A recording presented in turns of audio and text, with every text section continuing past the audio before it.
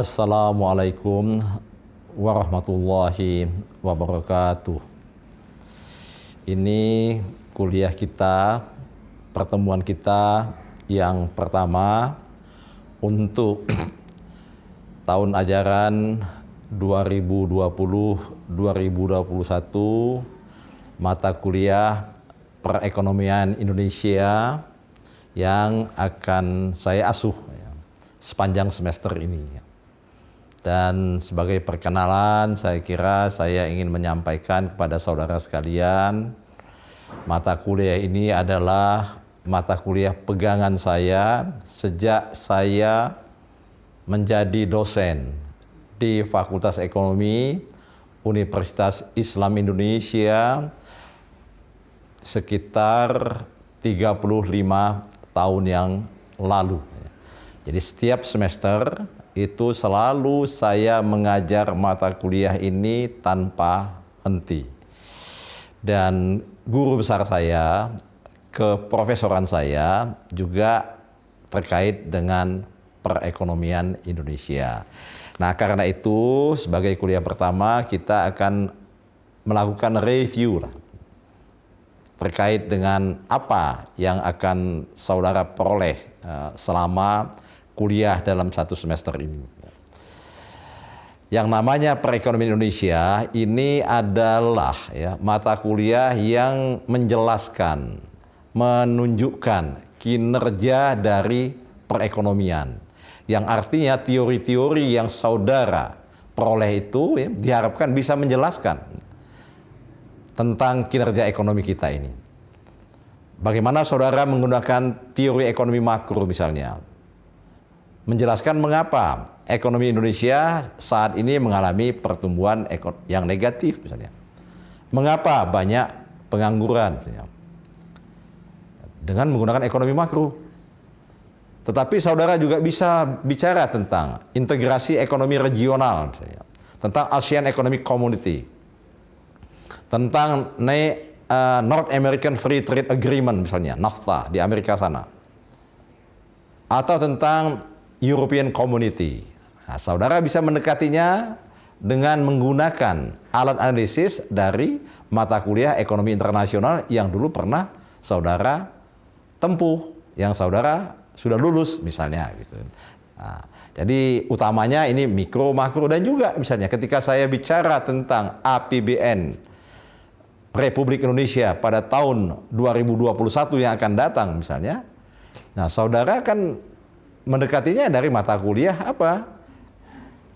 Ekonomi fiskal, atau ketika bicara tentang kebijakan moneter, saudara juga sudah pernah. Oh, ini moneter Indonesia sekarang begini-begini kita pelajarin di sini. Saudara kembali ke textbook ekonomi moneter yang sudah saudara tempuh. Jadi ini di mata kuliah perekonomian Indonesia yang akan saya ajarkan ini, dan nanti akan dibantu oleh asisten yaitu Mas Abi ataupun juga Mas Rian, mungkin secara bergantian. Tetapi saya akan banyak masuk kelas untuk semester ini. Jadi saudara beruntung atau malah rugi berbeda dengan biasanya yang saya banyak menyerahkan kepada asisten, tapi masa Covid ini saya akan banyak masuk kelas. Nah, saudara, ada silabi yang nanti akan saudara terima juga yang menjelaskan tentang tujuan, lingkup materi, kemudian juga referensi yang digunakan, termasuk buku penunjangnya. Tetapi intinya mata kuliah ini dimaksudkan untuk memberikan wawasan dan gambaran berbagai aspek mengenai perekonomian Indonesia, latar belakang sejarahnya, sosiokulturalnya, kemudian sistem ekonominya, struktur ekonominya atau anatomi ekonominya, dan sebagainya. Nah, saya harap saudara bisa memaksimalkan betul kuliah kita selama satu semester ini. Dan banyak buku tapi buku apapun bisa saudara baca. Misalnya di perpustakaan juga ada ini satu dari sekian belas buku yang saya minta saudara baca, Ekonomi Indonesia dari desentralisasi ke desentralisasi misalnya. Ini diterbitkan oleh UI Press misalnya. Atau ini juga ada buku pegangan perekonomian Indonesia yang dibaca wajib oleh mahasiswa yang mengambil perekonomian Indonesia di Universitas Terbuka. Jadi ini terbitan dari UT ya, sudah sekian belas tahun yang lalu dan sudah terbitkan dalam beberapa edisi. Nah, saudara-saudara sekalian, saya kira itu pengantar ya. Nanti kita selama sekian kali pertemuan itu akan berbicara tentang hari ini misalnya karakteristik perekonomian Indonesia. Kemudian kita akan bicara sistem ekonomi, bicara masalah-masalah aktual ya. Kemudian hubungan ekonomi internasional, kemudian bicara tentang sektor pertanian, sektor industri dan sebagainya, itu akan kita bahas selama satu semester ini. Nah, untuk kuliah pertama, tadi saya katakan adalah mengenalkan tentang karakteristik perekonomian Indonesia. Jadi karakternya apa? Jadi mungkin karakternya sama dengan yang lain, ya ada. Tapi yang berbeda dengan yang lain juga ada. Nah, ini saudara harus kenali ya. Misalnya nanti yang unik Indonesia itu apa? Indonesia ini adalah negara kepulauan. Wow, negara kepulauan. Apa maknanya? Wah, ini kita jadi seperti belajar geografi ya. Padahal kita belajar ekonomi. Tentu akan saya jelaskan mengapa perlu kita memahami geografi itu ya. Jadi Indonesia negara kepulauan. Ada lebih 17.000 pulau di Indonesia ini. Nah, tapi jangan saudara bayangkan Jawa, Bali, Madura dan sebagainya. Pulau itu dalam pengertian statistik itu adalah daratan yang luasnya minimum 1 km persegi, itu sudah dianggap pulau. Jadi kalau saudara naik pesawat kemudian melihat ke bawah, wah itu banyak sekali daratan-daratan yang kecil-kecil, yang mungkin nggak ada penghuninya, nggak ada namanya. Dan itu kalau di atas Jakarta ada pulau 1.000 misalnya, itu banyak sekali pulau. Ya. Nah itu sudah dihitung satu, nah kita lebih dari 17.000. Nah nggak banyak tuh negara yang seperti itu. Ada negara yang nggak punya satu pulau pun juga. Artinya apa? Negaranya mungkin cuma 1/4 pulau atau 1/3 pulau, karena yang bagian lainnya adalah daratan milik negara lain gitu ya. Ada negara yang sama sekali dia tidak memiliki lautan gitu ya. Jadi kalau orangnya melihat laut tuh kaget loh ada laut. Karena negaranya betul-betul di tengah daratan yang kecil. Nah Indonesia itu punya lebih dari 17.000 pulau. Nah yang ingin kita pelajari bukan soal ngitung pulaunya. What's a economic implication ya, as island state. Jadi implikasinya apa itu? Kita sebagai negara ya yang memiliki ya banyak pulau tadi itu apa implikasi ekonominya? Nah, kalau kita melihat begitu artinya apa?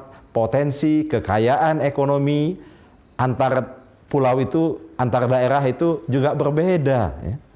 Nah, ada daerah yang kaya, ada daerah yang miskin ya. Nah, kemudian juga misalnya kita melihat itu dengan banyaknya pulau itu artinya apa? Negara kita ini pasti lautannya luas. Ya betul. 2/3 dari wilayah Indonesia ini adalah lautan. Nah, lautan itu kekayaannya juga banyak, pasti ada implikasi ekonominya. Nah, itu yang akan kita bicarakan nanti ya pada kuliah pertama ini. Yang kedua, nah saya menyampaikan sedikit ya, ketika kita ada silabi ya, silabi itu tidak rigid, tidak kaku. Ya. Ujian juga tidak kaku, hanya dari mata yang saya ajarkan, tidak. Jadi mata kuliah perekonomian Indonesia itu terkait juga pada isu-isu aktual. Isu-isu yang berkembang di masyarakat misalnya. Kalau misalnya itu ya, nah sekarang ini ekonomi kita itu seperti juga hampir seluruh dunia itu terancam resesi, mengalami kemunduran, mengalami pertumbuhan negatif. Nah, nggak ada di dalam silabi, tetapi ini akan kita bahas secara khusus. Mengapa? Karena implikasi ekonominya luar biasa besar. Kita tidak pernah mengalami kehidupan seperti ini sebelumnya sejak merdeka. Ada kita mengalami resesi juga lah pada tahun 1998 dan kita segera bangkit. Tetapi itu resesinya bersifat regional, bersifat lokal. Tidak semua negara mengalami. Nah sekarang ini hampir semua negara di dunia terdampak oleh pandemik COVID-19. Bagaimana misalnya ekonomi kita karena pandemik COVID-19 ini? Pasti target pertumbuhan ekonomi, rate of economic growth targets di tahun 2020 tidak akan tercapai. APBN mengatakan target ekonomi kita tahun 2020 sebelum COVID itu sekitar 5,3%. Realisasinya bagaimana? Kalau kita tidak negatif itu sudah syukur. Kelihatannya kata Ibu Menteri Keuangan, ya, nah, tapi mungkin yang lain juga berbeda, itu pada tahun 2020 ini kita potensial negatif minus 1,1%. Nah, bisa lebih besar dan bisa lebih kecil, ya. Bisa lebih besar, bisa lebih kecil, ya. Nah, saudara-saudara sekalian, yang saya kira perlu saudara cermati juga, kita diskusikan terus setiap kuliah nanti adalah apa? Ancaman resesi yang sudah di depan mata. Kelihatannya saya sudah menulis juga di media, mungkin 3-4 bulan yang lalu saya mengatakan Indonesia itu pasti resesi. Walaupun Menteri Keuangan mengatakan kita berusaha untuk tidak resesi. Mengapa ya? Ya pada semester pertama belum COVID, pertumbuhan ekonomi kita masih 2,97%. Tapi semester kedua kita sudah negatif 5,1% lebih, ya.